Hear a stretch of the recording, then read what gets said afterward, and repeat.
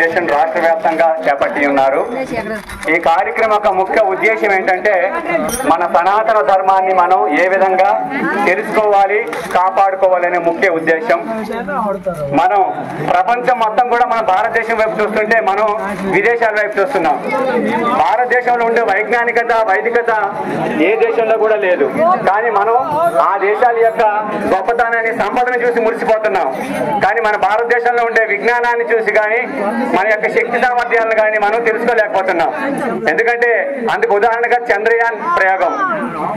ఎన్నో దేశాల వాళ్ళు ఎన్నోసార్లు చంద్రయాన్ ప్రయోగం చేశారు, కానీ ఒక మన భారతదేశం వాళ్ళు చేసిందే సక్సెస్ఫుల్ అయింది. అది మీ అందరికీ తెలిసిన విషయమే. అలాగే వైజ్ఞానికతంగా చూసుకుంటే కూడా మన భారతదేశంలో ఎంతో వైజ్ఞానికత ఉంది. అది మనం ఈ రోజు చూస్తున్న నాగరికతలో మన వైజ్ఞానికత గురించి మనకే తెలియదు. మనం ఇక్కడ చదువుకునే వాళ్ళందరూ కూడా విదేశాల్లో ఉద్యోగాలు చేస్తున్నారు. అంటే మన విద్య వాళ్ళకి ఉపయోగపడుతుంది, మన సంస్కృతికి వాళ్ళు తెలుసుకుంటున్నారు, మన సంస్కృతి కూడా వాళ్ళకి ఉపయోగపడుతుంది విదేశీయులకి. కానీ మన సంస్కృతి గురించి మనమే తెలుసుకోలేకపోతున్నాం. అందుకనే మన సంస్కృతి, సనాతన ధర్మం గురించి మనం తెలుసుకొని మనం ఉండడం వల్ల సుఖశాంతులతో, ఆనందంతో ఉండాలని సమరసత సేవా ఫౌండేషన్ వారు రాష్ట్ర వ్యాప్తంగా ఈ యొక్క ధర్మ ప్రచార కార్యక్రమాన్ని చేపట్టారు. మనది దయచేసి అందరూ నిశ్శబ్దంగా ఉండాలి. మనం కాదు, చాలా మంది కూడా మతం పేరుతో మనల్ని కూనీ చేస్తున్నారు. మనది హిందూ సనాతన ధర్మం, మనది సింధు నాగరికత. సింధు అనే పదంతో హిందూ అనే పదం వచ్చింది. మనది సింధు నదీ పరివాహక ప్రాంతం. మన భారతదేశము సింధు నదీ పరివాహక ప్రాంతం. దాన్ని బ్రిటిషీయులు సింధు అని పలకలేక హిందూ అని మార్చారు. అలాగే ఎన్నో పదాలని, మన పదాలని కూడా వాళ్ళు వాళ్ళ యొక్క వాడుక భాషలోకి మార్చుకున్నారు. మన కలకత్తా నగరాన్ని కోల్కతా అనేవాళ్ళు, అలాగే బెంగళూరు నగరాన్ని బెందకాడూరు అనేవారు. బెందకాడూరు అంటే ఉడికిన గింజలు అమ్మే ఊరు అని. దాన్ని కన్నడలో బెందకాడూరు అంటారు. దాన్ని వాళ్ళు పలకలేక బెంగళూరు అని పలికారు.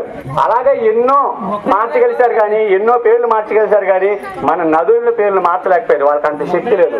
అటువంటి పవిత్రమైన నదులు ప్రవహిస్తున్న మన భారతదేశంలో మనం ఉండి మన సనాతన ధర్మం గురించి మనం తెలుసుకోలేకపోతున్నందుకు మనం సిగ్గుపడాలి. ఎందుకంటే ఈ రోజు ఒక రష్యన్స్, అమెరికన్స్, జపనీస్, జర్మనీస్ వాళ్ళు మన నాగరికత నేర్చుకుంటున్నారు, మన ధర్మంలో ఉండే సూక్ష్మాలను తెలుసుకుంటున్నారు. మనం అవి తెలుసుకోకుండానే ఏముంది రాముడి పాటలు నాకు వచ్చలే, ఏముంది రోజు నేను శివాలయానికి వెళ్తున్నానులే, ఏముంది రోజు నేను బొట్టు పెట్టుకుంటున్నానులే అని మనొక చిన్న చులకన భావంతో మన ధర్మాన్ని మనం లెక్క చేయట్లేదు. ఆ చులకన భావం వల్లే మనం మతంలో నుంచి, మన ధర్మంలో నుంచి చాలా మందిని తీసుకెళ్లిపోతున్నారు. అది మనం ఆపగలిసినారే మనం నిజమైన హిందువులం. ఏదో బొట్టు పెట్టుకొని, తెల్ల బట్టలు వేసుకొని, భజన పాటలు పాడి కార్యక్రమాలు చేసినంత మాత్రాన్ని హిందువులం కాదు. మనం భారతదేశంలో పుట్టాం కాబట్టి మనం హిందువులుగా మనం చెప్పుకుంటున్నాం. కానీ మత మార్పిళ్ళు జరుగుతున్నాయి. మత మార్పిళ్ళు ఎక్కడి నుంచి జరుగుతున్నాయి అంటే మన ధర్మం గురించి మనం తెలుసుకోకపోవడం వల్లే ఆ మత మార్పిళ్ళు జరుగుతున్నాయి. వాళ్ళు ఎవరు మీకు బలవంతంగా తీసుకెట్టలేరు కదా. మనం వీక్నెస్ చూసి వాళ్ళు అలా చేస్తున్నారు. మన వీక్నెస్ తెలుసుకుని వాళ్ళు మనకి ఎక్కడ దెబ్బ కొట్టాలి అక్కడ దెబ్బ కొట్టి మరి మనకి మత మార్పిడి చేస్తున్నారు. అలా మారాలనుకుంటే మనం ఇచ్చిన ప్రసాదం వాళ్ళు తినరు. వాళ్ళు ఇచ్చిన క్రిస్మస్ కోసం మన పుట్టినరోజు ఇచ్చేసినవన్నీ మనం తినేస్తాం. ఏమి మన ప్రసాదం వాళ్ళకి కలుషితమైనప్పుడు మనం పండించే పంట వాళ్ళకి కలుషితమే. మనం నారు వేసేటప్పుడు కృష్ణాన్ని వేస్తాం, ఉప్పు నూర్చినప్పుడు కృష్ణాన్ని పెడతాం. మరి అది ప్రసాదం కదా. మన పుణ్య నదుల్లో ఉండే గంగా జలాలు ప్రసాదం కాదా. మనం పీల్చే గాలి వాయుదేవుడి నుంచి వస్తుంది, అది ప్రసాదం కాదా. అలాంటప్పుడు వాళ్ళ భారతదేశంలో ఉండి మనం ప్రసాదం తిన్నప్పుడు మనం పండించింది, మనం ఇచ్చింది ఏది వాటి తినకూడదు. వాళ్ళకి కట్టుబాట్లు ఉన్నాయి, మనకే కట్టుబాట్లు లేవు. ఆదివారం వస్తే వాళ్ళు పనులన్నీ మానుకొని చర్చికి వెళ్తారు, శుక్రవారం వస్తే పనులన్నీ మానుకొని ముస్లిం మసీదుకి వెళ్తారు. మనం వారం అంతా దేవుళ్ళన్నా వారం ఒక రోజు ఆడడానికి కూడా కష్టమే మనకి. ఎందుకంటే అన్ని మనం తెలుసు అనుకునే భావంతో ఏది చెయ్యం. కనీసం మనం ధర్మం గురించి మనం తెలుసుకునే భావనతో ఎంతో మంది ఎన్నో రకాలుగా కృషి చేస్తున్నారు. ప్రపంచం మొత్తం కూడా భారతదేశం వైపు చూస్తుంది. ఈ రోజు మన భారతదేశంలో ఉండే సంస్కృతి సాంప్రదాయాలు పాఠశాలల్లో కూడా వెళ్లే విధంగా ఎంతో మంది కృషి చేస్తున్నారు. అందులో మీ ఊరు యాజమాన్యం, మినర్వా స్కూల్ యాజమాన్యం కూడా వాళ్ళు భగవద్గీత 2 సంవత్సరాలు వాళ్ళ క్లాసుల్లో కూడా చెప్పించారు. అటువంటి గొప్ప వాళ్ళు మీ ఊర్లో ఉన్నందుకు, మంచి భజన బృందం మీ ఊర్లో ఉన్నందుకు, ధర్మం వైపు అడుగులేస్తున్నందుకు మీరు అందరికీ కూడా ప్రత్యేక ధన్యవాదాలు సమరసత సేవా ఫౌండేషన్ తెలియజేసుకుంటున్నాను. చాలా చక్కగా ఇవ్వండి ఈ రోజు కార్యక్రమాన్ని మీరు అందరూ కూడా బాగా జయప్రదం చేశారు. ఆర్థిక కార్యక్రమంలో కూడా ఇంతమంది పాల్గొన్నారు. ఇటువంటి ధర్మాన్ని మనం ఈ రోజు కాపాడుకుంటూనే మనం భవిష్యత్తులో మన పిల్లలకి మన ధర్మం గురించి తెలియజేసిన వాళ్ళు అవుతాం. లేదు అనుకుంటే మత మార్పులు జరుగుతున్నాయి. మత మార్పుల్ని ఆపవలసిన బాధ్యత మనకే. మనం పూర్వం మన పూర్వీకులు మొక్కలు నడితే ఈ రోజు ఆ చెట్ల యొక్క ఫలాన్ని మనం తింటున్నాం.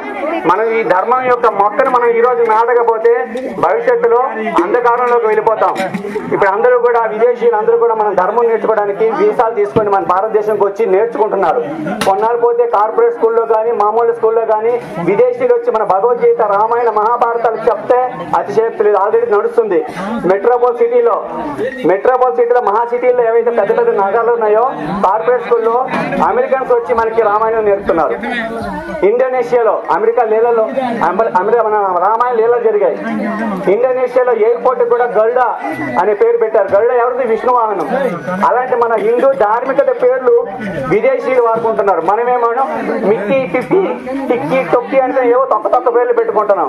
కానీ మన పూర్వీకులు మనకు ఒక ఆచారం ఇచ్చారు. దేవుడి పేరుతో పిల్లలు కానీ పిలవడం వల్ల ఆ రకం కూడా భగవత్ నామస్మరణ జరుగుతుంది. ఆ రకంగా మనం భగవద్ ఇక్కడ ఎవరైతే కుంకుమ పెడతారో వారికి సర్వ రోగాలు నివారణ అవుతాయి. ఏది ఒక్కసారిగా జరగదండి.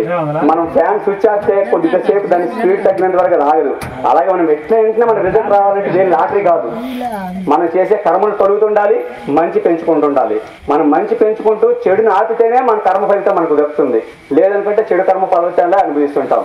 మీరందరూ ఇంత గొప్ప సమయాన్ని మాకు కేటాయించి మీ ద్వారా మాకు కూడా రామనామ స్మరణ వినే ఆ భాగ్యాన్ని మీరందరూ కలిగించినందుకు మీ అందరికీ కూడా ప్రత్యేక ధన్యవాదాలు తెలుపుకుంటూ జయ శ్రీరామ్.